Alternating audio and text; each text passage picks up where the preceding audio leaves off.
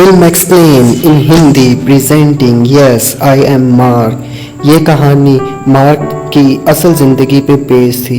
ये कहानी हमें बताती है कि अगर हमारा ज़िंदगी जीने की ख्वाहिश हो तो हमें जितनी चाहे मर्ज़ी का मुश्किलात का सामना करना पड़े, हम ज़िंदगी जी सकते हैं। हमें नाकामयाबियों का डट कर सामना करना चाहिए।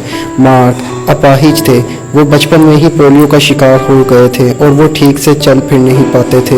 उन्हें हर वक्त एक व्हीलचेयर जैसी कुर्सी की ज़रूरत पड़ती थी। वो कहीं हिल भी नहीं पाते थे, लेकिन इसके बावजूद उन्होंने अपनी ग्रेजुएशन पूरी की और दुनिया में एक बेहतरीन पोएट बनकर उभरे।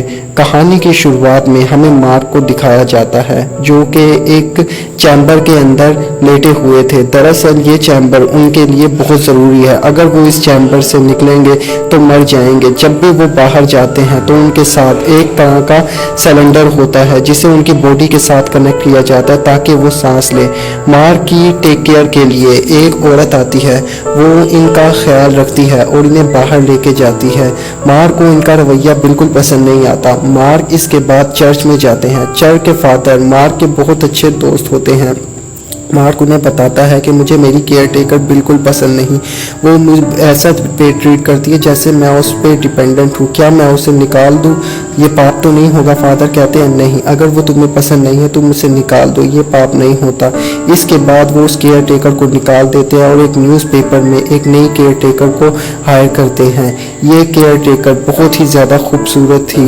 इसे कोई काम का कोई एक्सपीरियंस नहीं था, लेकिन मार्क इसे रखना चाहते थे। दरअसल मार्क को इस लड़की की खूबसूरती बहुत ज़्यादा पसंद आ गई थी।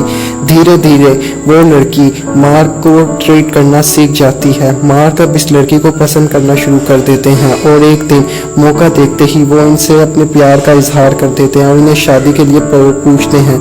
लेकिन वो लड़की पहले लगता है कि वो मजाक कर रहे हैं, लेकिन जब उन्हें पता चलता है कि वो संजीदा है तो वो चुपचाप वहाँ से चली जाती है।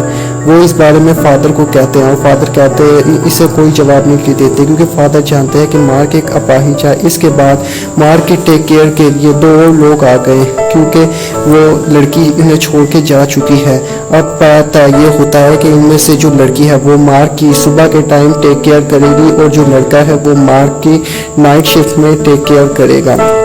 मार्क अपनी ज़िंदगी से पूरी तरीके से बेजार हो रहे थे। वो अब जवान हो रहे थे, उन्हें सेक्स करने की ज़रूरत थी। इसीलिए वो एक थेरेपिस्ट के पास जाते हैं और कहते हैं कि मैं 28 का होने वाला हूँ और 1 या 2 साल में मर जाऊँगा। मैं मरने से पहले अपनी सेक्सुअल डिज़ायर को पूरा करना चाहता हूँ। क्या आप इस मामले में मेरी मदद कर सकती हैं? इस पे वो एक और थेरेपिस्ट को मार्क को सजेस्ट करती हैं और कहती हैं कि इस थेरेपिस्ट के पास जाना, ये तुम्हारी मदद करेंगे। इसके बाद मार्क चर्च में फादर के पास जाते हैं और अपनी सिचुएशन उन्हें बताते हैं। चर्च के फादर उन्हें इनकार कर देते हैं क्योंकि बगैर शादी के किसी भी औरत के साथ इंटीमेट होना गुनाह होता है। मार्क उन्हें अपनी असलियत बताता है कि मैं मरने वाला हूँ और ये बात सुनने के बाद फादर उन्हें परमिशन दे देते हैं। इसके बाद हमें मार्क की एक और थेरेपिस्ट को दिखाया जाता है। ये थेरेपिस्ट सेक्स थेरेपिस्ट है। ये सेक्स से रिलेटेड या चीज़ों को डील करती है।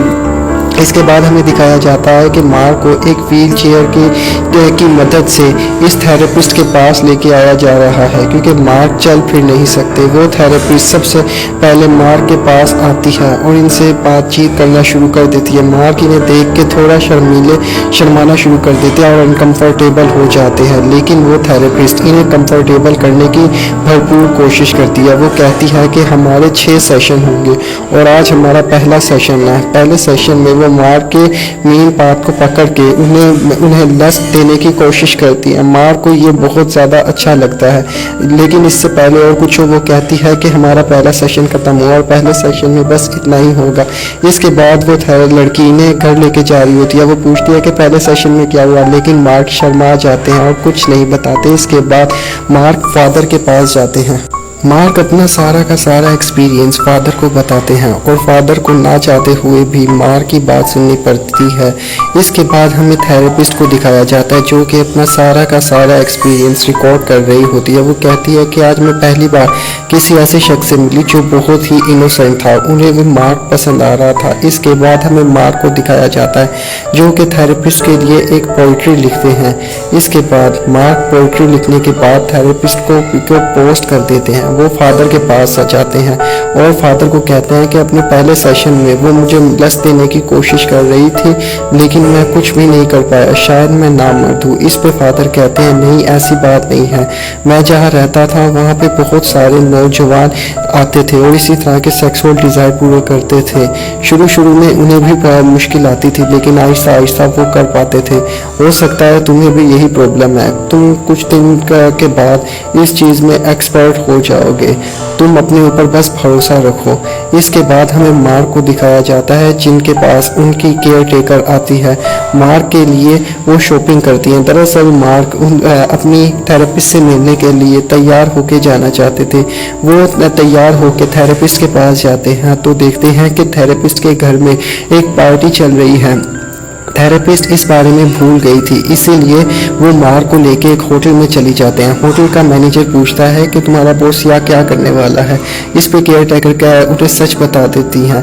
होटल के बॉस को यकीन नहीं आता कि एक अपाहिज बंदा अपनी सेक्सुअल डिज़ायर पूरी करेगा। इसके बाद वो थेरेपिस्ट मार्क से उनके बचपन के बारे में पूछती है। मार्क बताती है कि बचपन में मैं बहुत खुश था और चल फिर पाता था, मैं अपनी बहन के साथ सारा दिन खेलता और मस्ती करता। मुझे आज भी चलने का एहसास याद है क्योंकि मैं इस नेमत से महरूम हो चुका हूँ। इसके बाद ये मार्क और इनके बीच में इंटीमेट सीन हो जाता है और मार्क पहली दफ़ा एक भरपूर तरीके से इंटीमेट हो पाता है। वो ये सारा का सारा एक्सपीरियंस फादर को बताता है। फादर कहते हैं मैं तुम्हारे लिए बहुत खुश हूँ। इसके बाद वो मार्क थेरेपिस्ट को फ़ोन करता है। थेरेपिस्ट मार्क से मिलने के लिए मना कर देती है क्योंकि थेरेपिस्ट एक बार जिस शख्स के साथ इंटीमेट हो जाए वो इसके साथ दोबारा कोई कॉन्टैक्ट नहीं रखती, लेकिन वो उन्हें इंसिस्ट करता है। इसलिए ना चाहते हुए भी उस थेरेपिस्ट को मार्क से मिलना पड़ता है।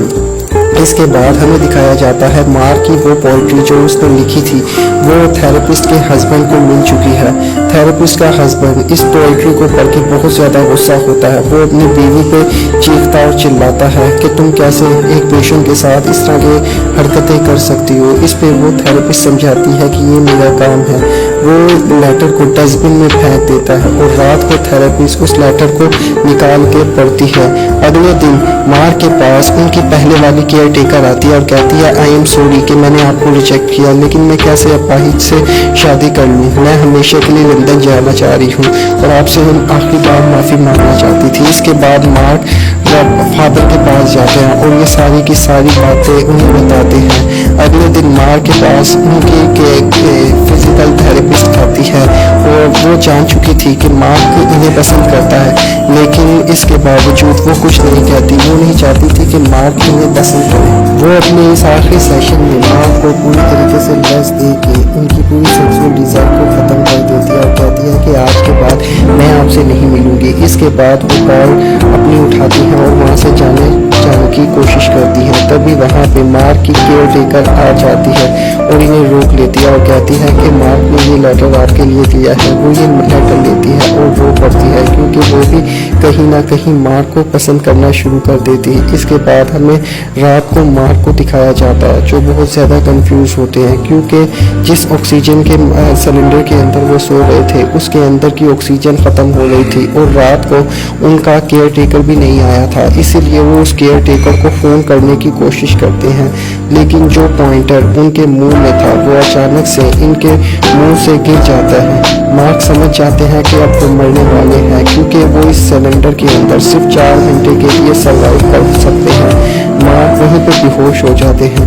और जब उनकी आँख खुलती है वो खुद को एक हॉस्पिटल में पाते हैं। हॉस्पिटल के डॉक्टर उनसे इम्प्रेस हो गई थी और मार्क इन्हीं हॉस्पिटल के डॉक्टर के साथ शादी करते हैं। इनका ये रिलेशन 4 साल तक चलता है और एक दिन मार्क की डेथ हो जाती है।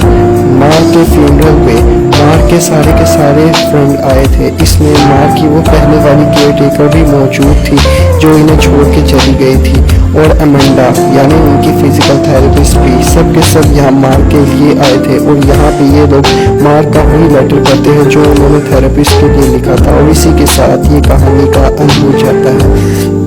उम्मीद है कि आपको हमारी एक्सप्लेनेशन पसंद आई होगी। अगर इस चैनल पे नहीं है तो इसे सब्सक्राइब कीजिए। वीडियो पसंद आए तो लाइक कीजिए और अपने दोस्तों के साथ शेयर कीजिए। मिलेंगे अगली